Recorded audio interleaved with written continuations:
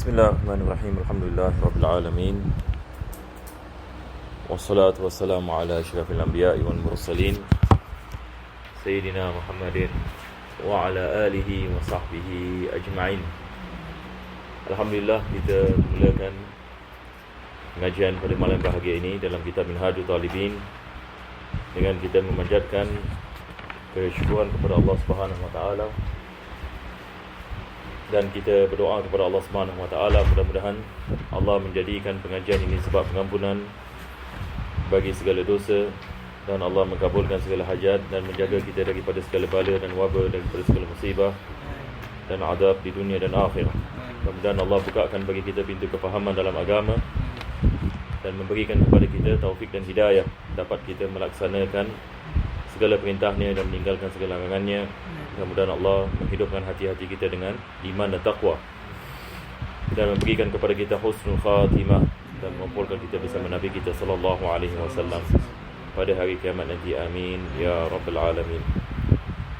Maka pada pengajian kita yang lepas, kita sedang membicarakan tentang tasyahud, dan kita membicarakan berkenaan dengan bagaimana kita meletakkan tangan apabila kita membaca tasyahud. Ini yang kita bahaskan ini pada pengajian yang lepas.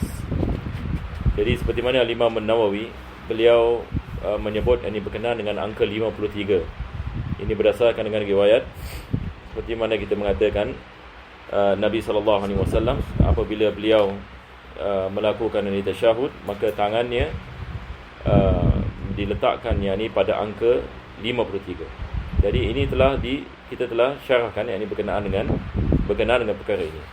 Kita juga membicarakan berkenaan dengan lafaz tasyahud. Ada dua hadis ini yang masyhur. Pertama sekali adalah hadis riwayat Abdullah bin Mas'ud radhiyallahu an. Yang kedua lagi Ibn Abbas. Al-Imam Syafi'i beliau lebih cenderung kepada riwayat Ibn Abbas, daripada sebabnya adalah ada penambahan-penambahan yang tidak ada pada riwayat Abdullah bin Mas'ud radhiyallahu an. Ini yang biasa yang kita baca di dalam yakni tasyahud. Maka Al-Imam An-Nawawi menukilkan tasyahud yang paling minimum. Tasyahud ini yang paling minimum. Maka beliau mengatakan salamun alayka. Sebelum itu beliau mengatakan wa aqalluhu at-tahiyyatu lillah salamun alayka ayyuhan nabiy wa rahmatullahi wa barakatuh. Salamun alaina wa ala ibadillahi salihin. Berkenaan dengan pendapat yang lemah, dijatuhkan barakatuhu dengan as-salihin yang di sini. Mungkin yang minggu lepas saya tersilap, saya menyebut ini barakatuhu yang pada tempat yang lain. Tetapi selepas itu beliau mengatakan waqila yahdhifu wa barakatuhu was-salihin. Jadi tidak disebutkan wa barakatuhu. Ada pendapat yang mengatakan sedemikian, dan juga ada pendapat mengatakan tidak disebutkan as-salihin, iaitu salamun alaina wa ala ibadillah. Jadi ini adalah pendapat bukan ini pendapat yang mu'tamad. Pendapat yang kita berpegang adalah kita disunatkan kita mendatangkannya. Salamun alayka ayyuhan nabiyyu wa rahmatullahi wa barakatuh. Salamun alaina wa ala ibadillahi salihin. Asyhadu an la ilaha illallah wa asyhadu anna Muhammadar Rasulullah.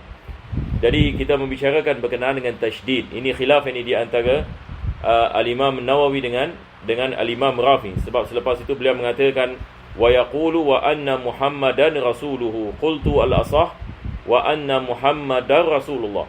Wa anna Muhammadar Rasulullah. Jadi lafaznya adalah dengan idgham.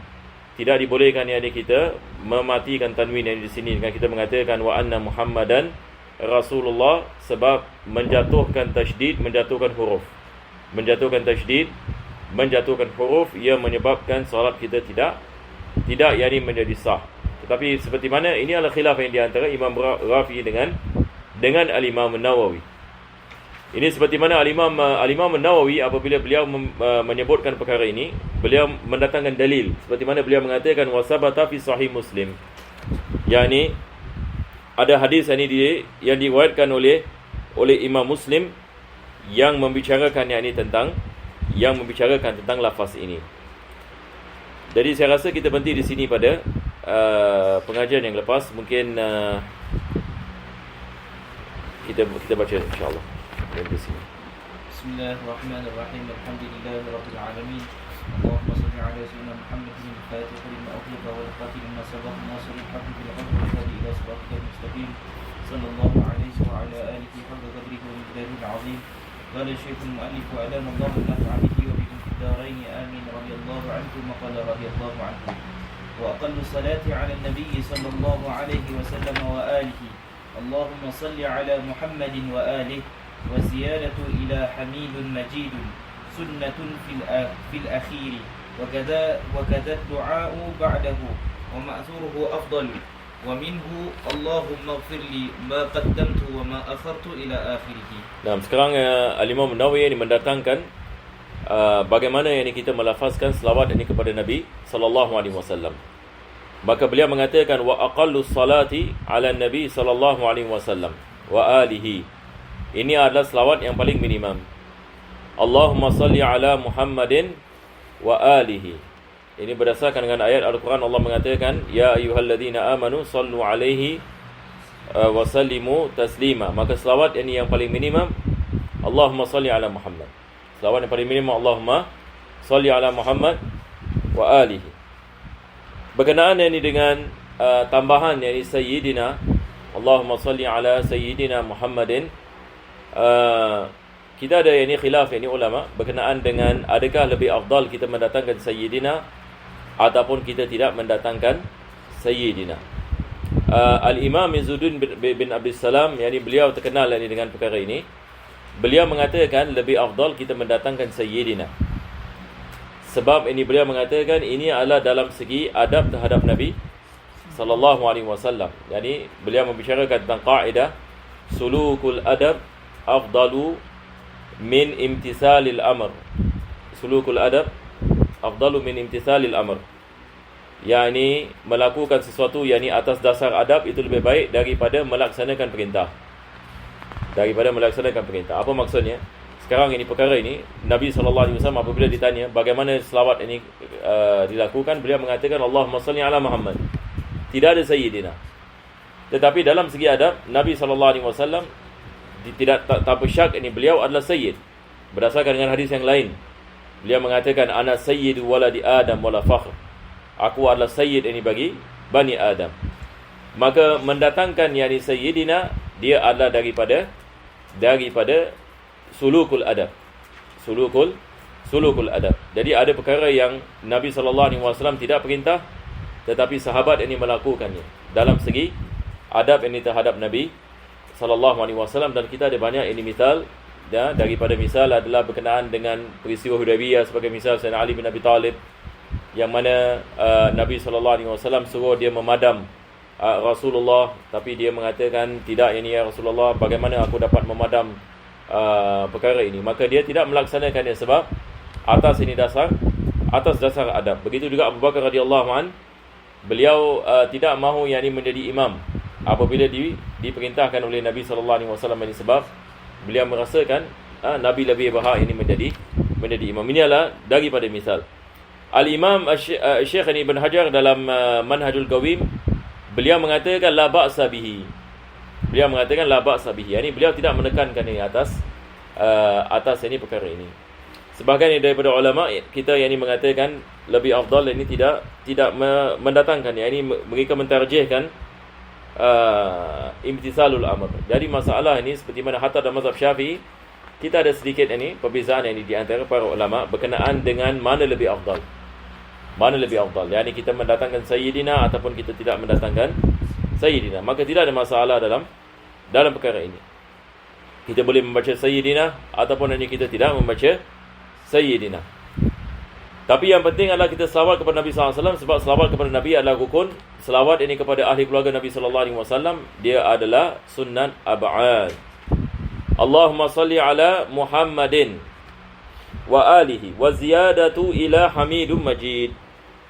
Yani yang sepenuhnya adalah Allahumma salli ala Muhammadin Allahumma salli ala Muhammadin wa ala ali Muhammadin kama sallaita ala Ibrahim wa ala ali Ibrahim wa barik ala Muhammadin wa ala ali Muhammadin kama barakta ala Ibrahim wa ala ali Ibrahim innaka Hamidun Majid.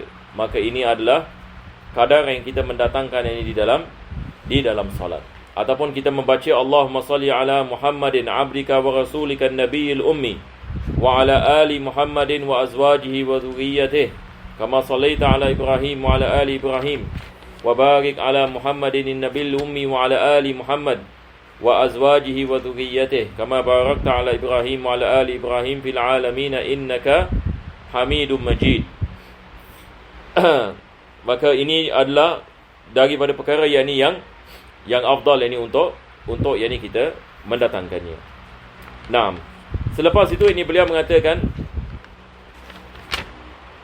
wa kadza sunnatun fil akhir. Ini adalah salawat ini Ibrahimiyah, dia adalah sunnah. Yakni daripada jenis salawat yang afdal adalah kita mendatangkan salawat ini. Ini dikenali ini sebagai apa? Sebagai ini salawat Ibrahimiyah. Maka dia adalah sunnah yang wajib adalah salawat kepada Nabi sallallahu alaihi wasallam seperti mana kita mengatakan.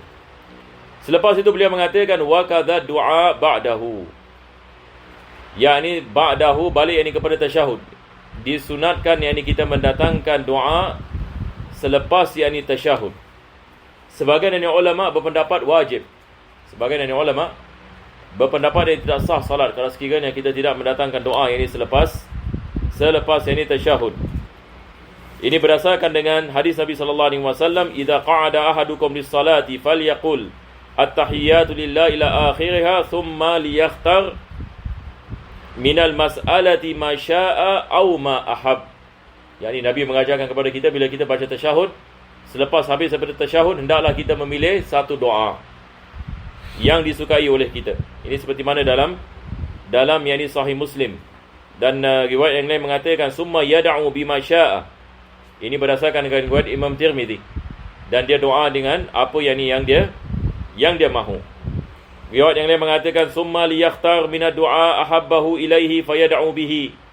Jadi kita ada banyak riwayat. Ini ada riwayat Bukhari. Nabi SAW mengatakan hendaklah yang ini dia baca doa ini selepas yang ini tasyahud.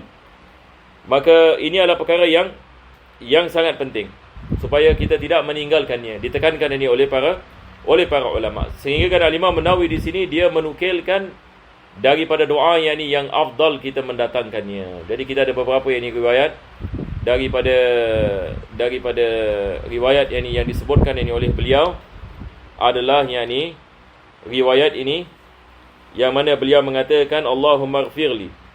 Jadi ini maksudnya kita baca bila habis fil alamin innaka Hamidum Majid. Terus kita boleh baca doa ini. Allahumma ighfirli ma qaddamtu wa ma akhartu wa ma asrartu wa ma a'lantu wa ma asraftu wa ma anta a'lamu bihi minni. Antal muqaddimu wa antal muakhir la ilaha illa ant. Ini adalah berdasarkan riwayat Sahih Muslim. Jadi kita mengatakan Allahumma ighfirli, ya Allah ampunilah aku, ma qaddamtu wa ma akhartu, apa yang telah aku melakukan dan yang akan melakukan.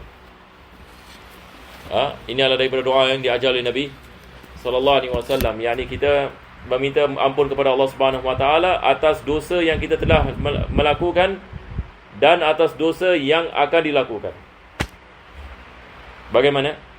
Yani atas dosa yang akan dilakukan.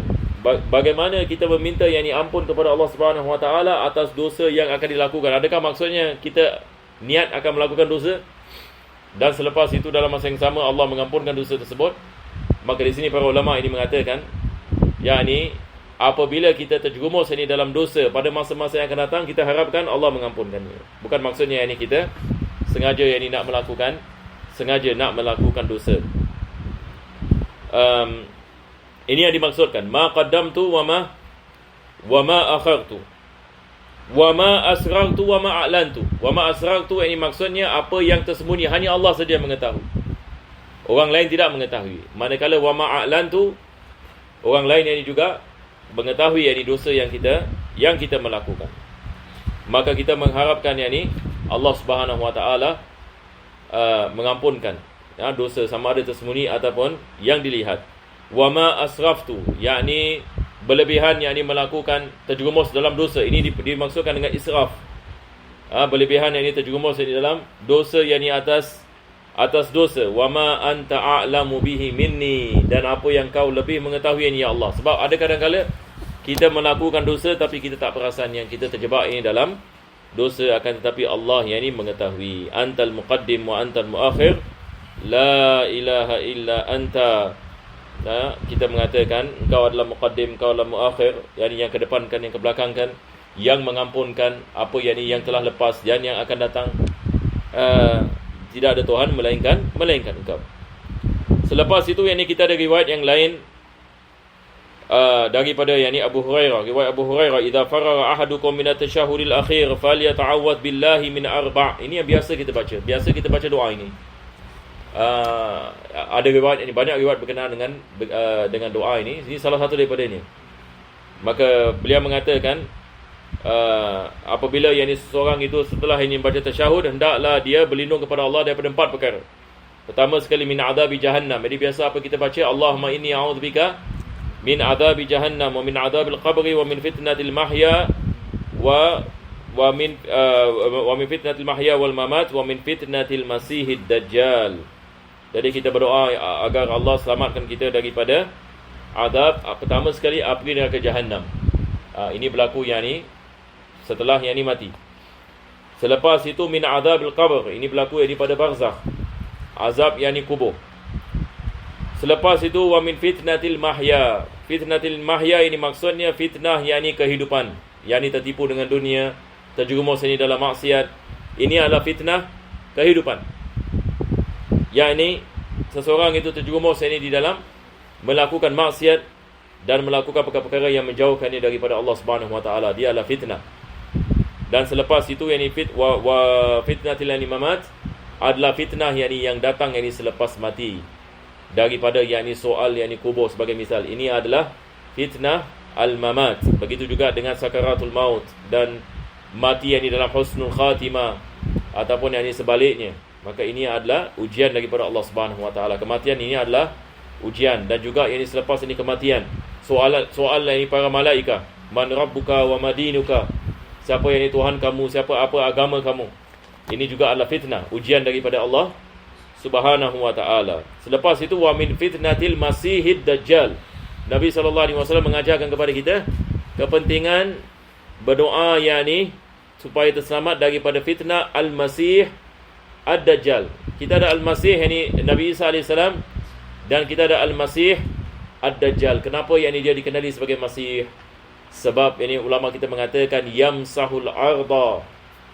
Dajjal ini dia apabila dia keluar, yamsahul ard, maksudnya dia boleh berada di mana-mana. Dia akan masuk semua kampung. Kita ada riwayat yang lain mengatakan dia tidak ada satu kampung melainkan dia akan memasukinya. Tidak ada kota melainkan dia akan memasukinya. Manusia akan kenal kepadanya. Manusia akan mengenalinya. Sebahagian orang mengatakan ini disebabkan dengan teknologi.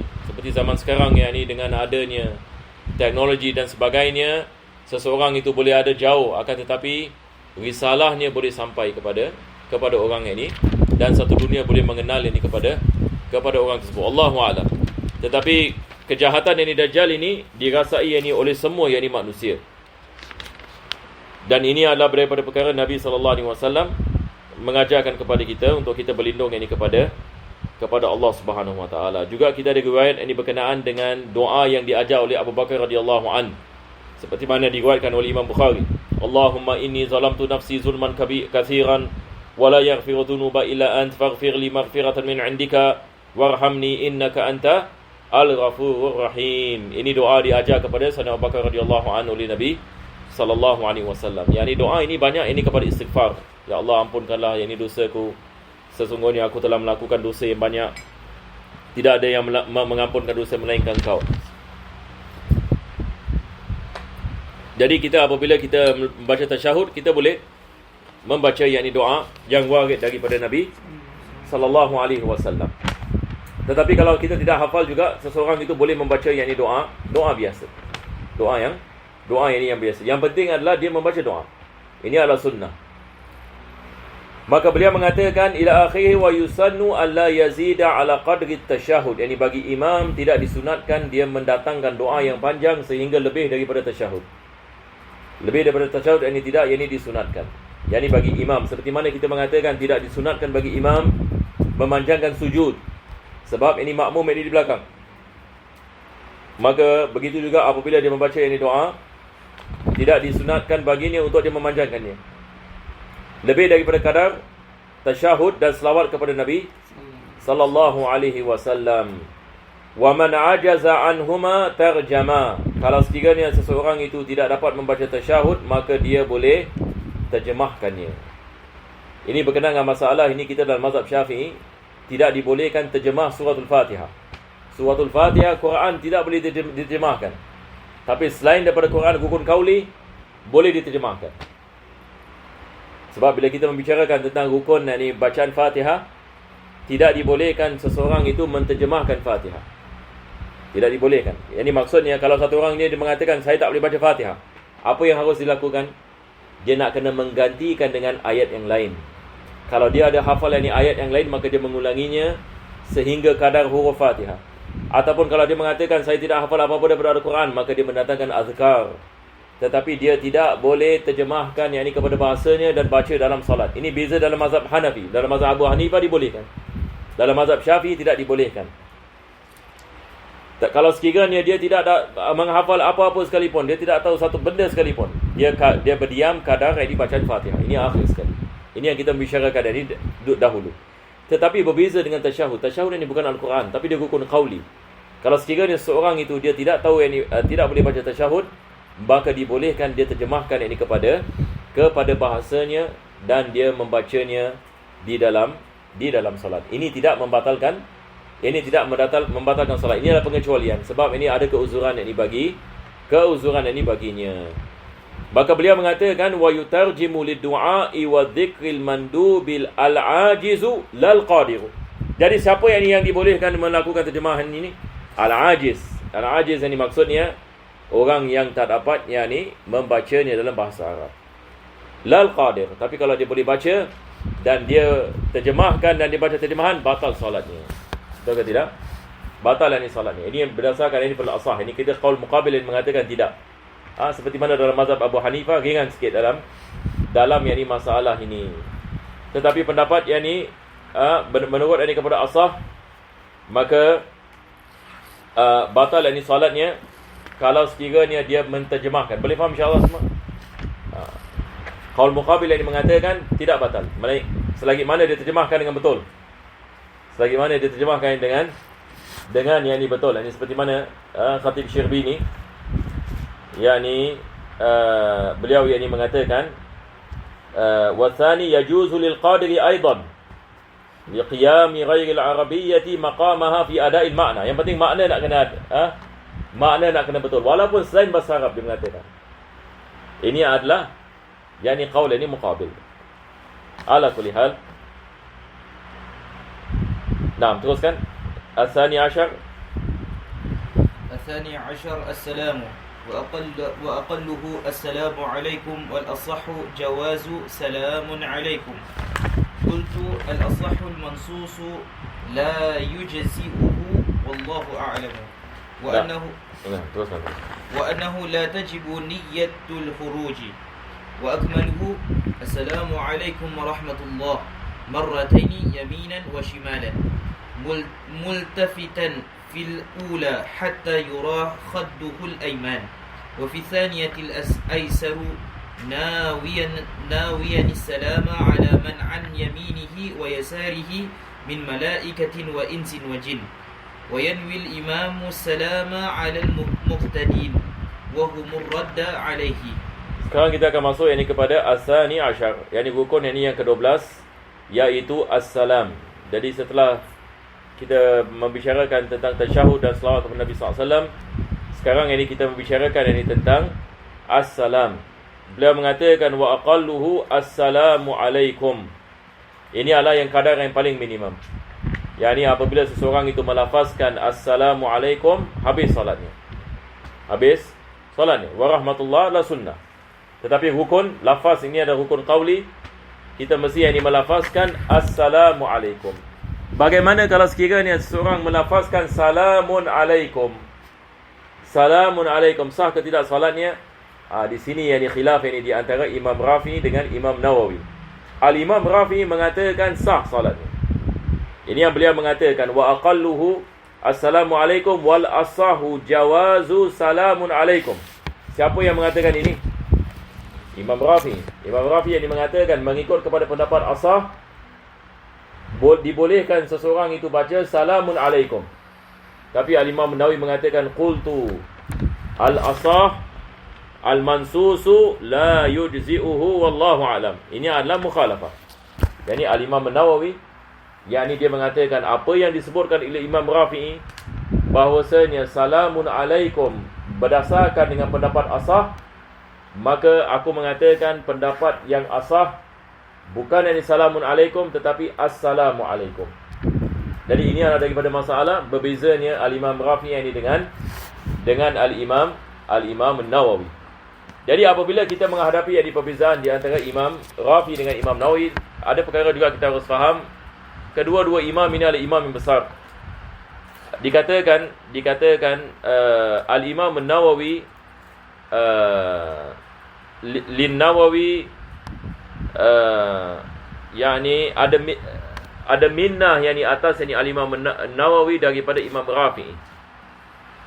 Ada minnah. Yani minnah ini maksudnya Al-Imam Nawawi, beliau ini datang selepas Imam Rafi'i. Betul ke tidak? Beliau datang selepas Al-Imam Rafi'i. Dan dikatakan kalau tidak kerana Imam Rafi'i, Al-Imam Nawawi akan mendapati kesusahan yang ini di dalam mengarang ini kitabnya. Apa sebabnya? Sebab Al-Imam Rafi'i telah melakukan banyak perkara. Al-Imam Rafi'i dia telah merumuskan mazhab Syafi'i dalam kitabnya. Ini adalah kehebatan Al-Imam Rafi'i. Maka datangnya Al-Imam Nawawi dalam keadaan yang mana mazhab ini Al-Imam Syafi'i sudah dirumuskan. Cuma masalahnya kitab-kitab Imam Rafi'i ini susah. Yakni bagi orang biasa susah. Yakni dia lafaz yang susah. Perkara yang kedua adalah ada perkara yang tidak mu'tamad dalam mazhab disebutkan sebagai mu'tamad oleh Imam Rafi'i. Maka datang Al-Imam Nawawi, dia meringkaskan dan dia memudahkan orang lain yang memahami apa yang dikumpulkan oleh Imam Rafi'i. Dan selepas itu Al-Imam Nawawi dia menerangkan qaul mu'tamad daripada qaul yang bukan mu'tamad. Seperti apa yang kita lihat sekarang ini. Jadi dikatakan Al-Imam Nawawi ada minnah yang di atas Al-Imam Rafi'i. Dan begitu juga bagi Imam Rafi'i minnah atas Imam Nawawi dan bagi Nawawi atas Rafi'i. Kedua-duanya ada minnah. Faham apa maksud minnah? Yani minnah ini kalau dalam bahasa Inggeris kita bagi favor. Jadi kita mengatakan Al-Imam Nawawi ada favor atas Imam Rafi'i dan Imam Rafi'i ada favor atas Imam Nawawi.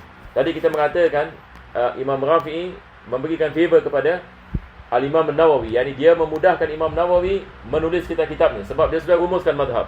Bagaimana pula dengan minnah yakni bagi Imam Rafi'i daripada Al-Imam Nawawi?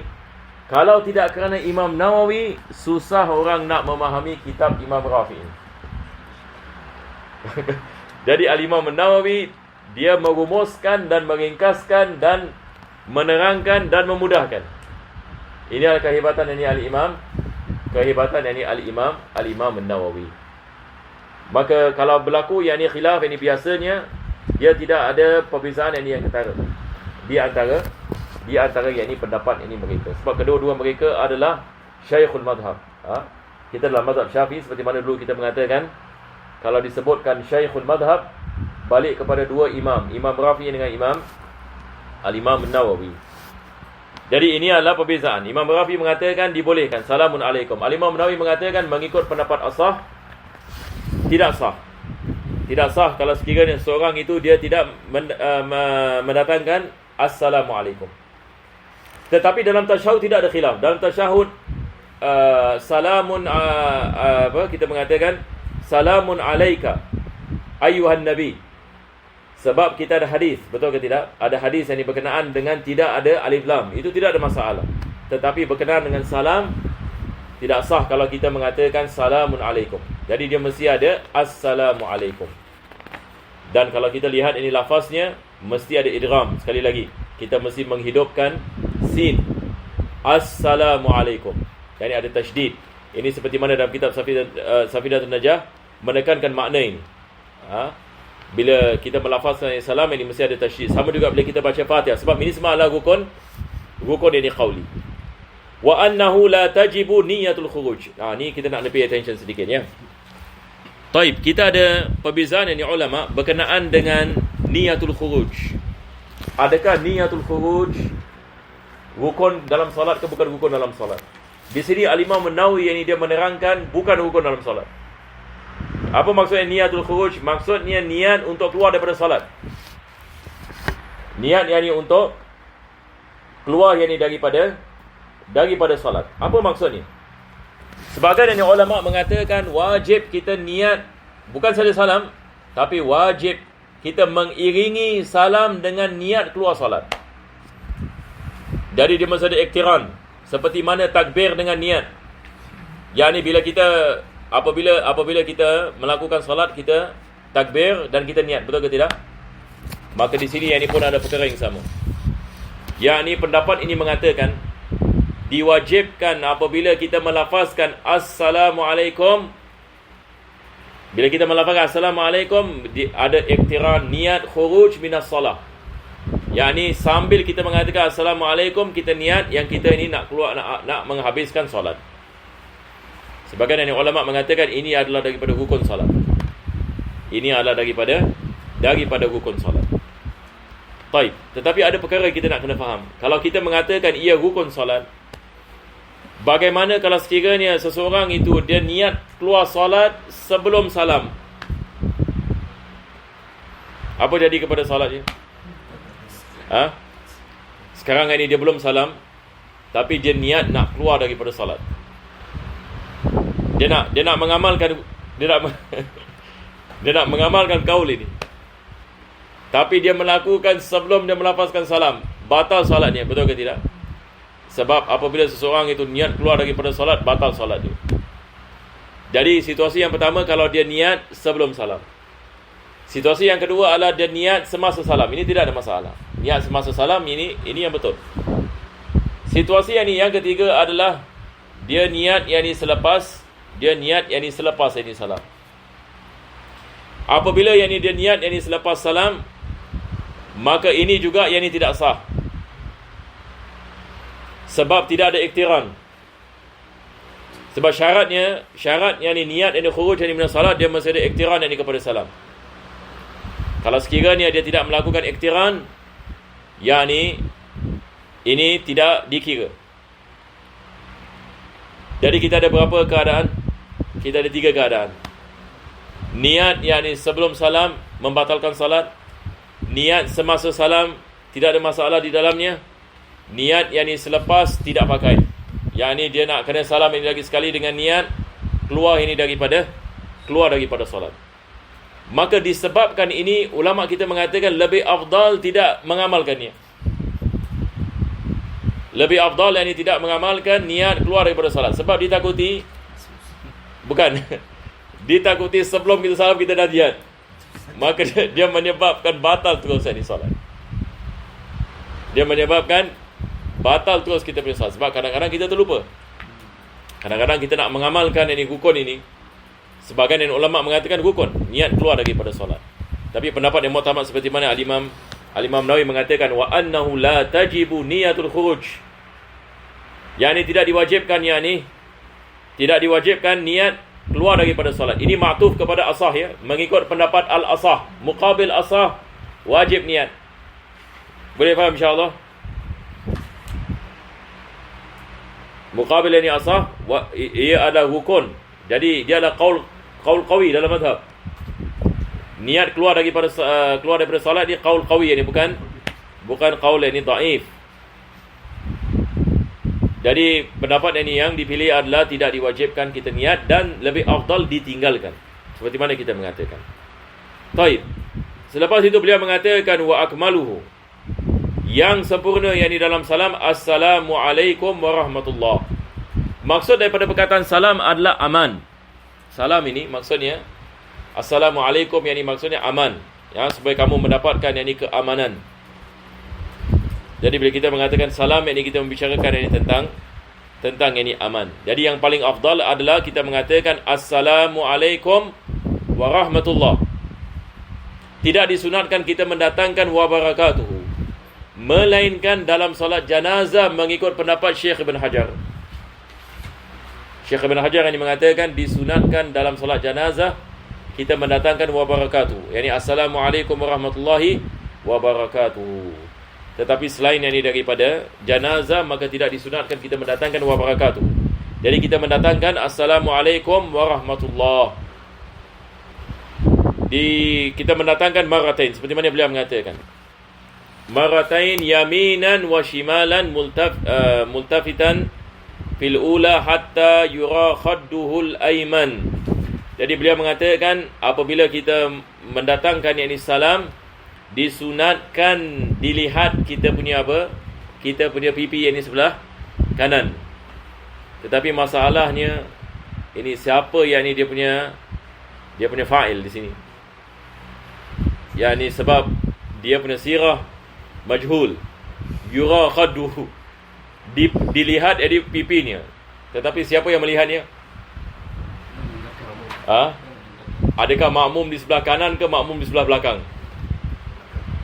Al-Imam Ghazali dalam Ihya ini mengatakan yang diambil dari i'tibar adalah makmum sebelah belakang. Yang ini maksudnya bila kita tulis kita punya muka, makmum yang ini di sebelah belakang dapat lihat ini pipi kita. Jadi disunatkan kita melebihkan sedikit. Nampak tak? Tidak disunatkan yang ini kita tulis sedikit je begini. Tapi disunatkan yang ini kita tulis lebih sedikit. Dan mata kita lihat kat mana bila kita salam. Ini lagi satu soalan. Bila kita salam, mata kita dilihat mana? Sunnah adalah lihat yang ini kepada al-katif, bahu.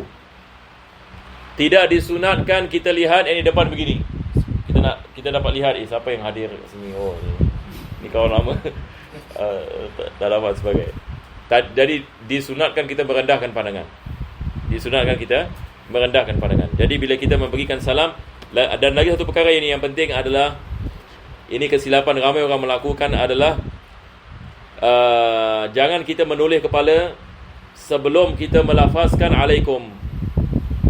Jadi caranya adalah Assalamualaikum warahmatullahi. Kan? Assalamualaikum warahmatullahi. Jadi apabila kita dah keluar daripada solat, baru kita menoleh kepala. Sebab kalau tidak, kita melakukan perkara makruh dalam solat. Sebab kita ada hadis Nabi SAW, makruh iltifat. Iltifat dalam solat ini ada perkara yang makruh, dan ia menyebabkan Allah tak terima solat kita. Ada hadis yang berkenaan dengan perkara ini. Ada seorang yang ini dia melakukan solat, ini dia banyak melakukan iltifat. Ini dia tengok kanan, dia tengok kiri. Maka akhirnya ia menjadi sebab Allah tidak menerima solat. Jadi elakkan daripada iltifat. Jadi apabila kita melakukan salam, kita Assalamualaikum. Jadi kita jangan pusing dulu.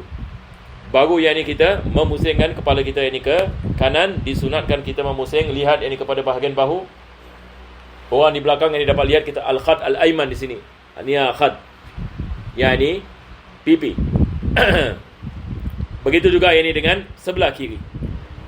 Lagi satu perkara yang penting, ini perkara yang sangat penting disebutkan Imam Nawawi di sini. Mungkin kita pun kadang-kadang bila kita solat, kita terlepas pandang ini di sini. Ini ada pahala yang sangat besar sekali. Apakah perkara yang disebutkan Imam Nawawi? Beliau mengatakan nawiyan as-salama ala man an yaminihi. Ini mungkin yang ni kita terlepas pandang nak mengamalkannya.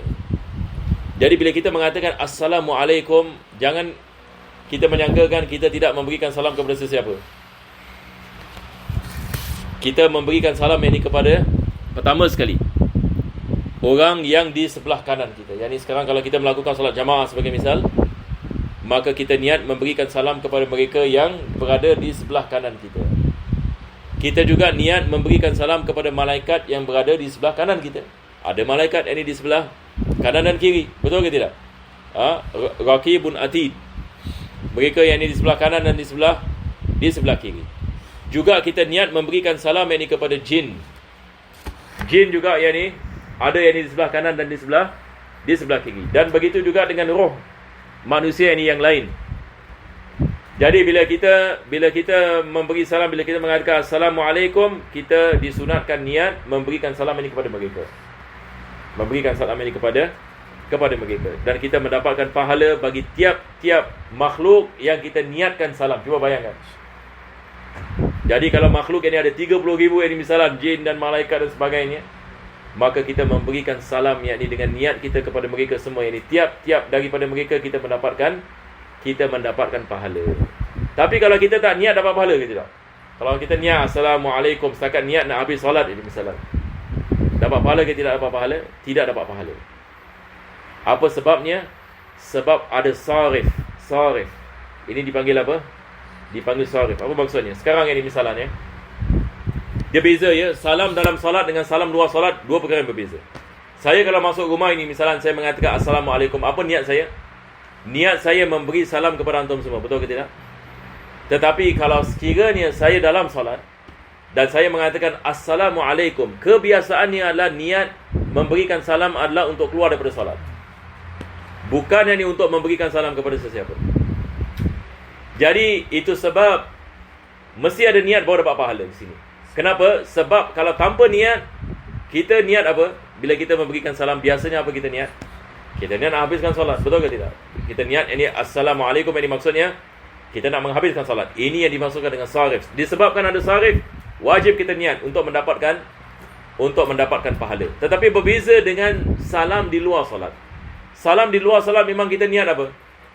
Takkan kita niat nak keluar daripada solat kan? Jadi kita bukan dalam solat, tapi kita niat ini untuk memberikan salam. Maka kita dapat pahala atas salam kita.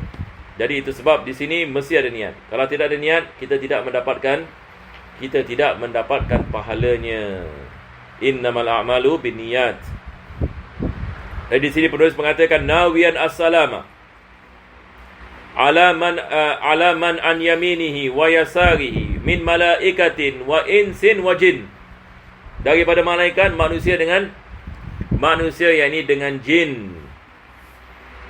Berkenaan dengan makmum tidak ada masalah. Kita toleh kanan, kita niat kita memberikan salam kepada orang di sebelah kanan kita. Kita toleh kiri, sebelah kiri kita. Tapi bagaimana dengan imam? Sebab ini imam ini dia di pertengahan. Sebab imam bila kita melakukan salat, bila kita melakukan salam, kita niat memberikan salam kepada mereka di sebelah kanan, mereka di sebelah kiri.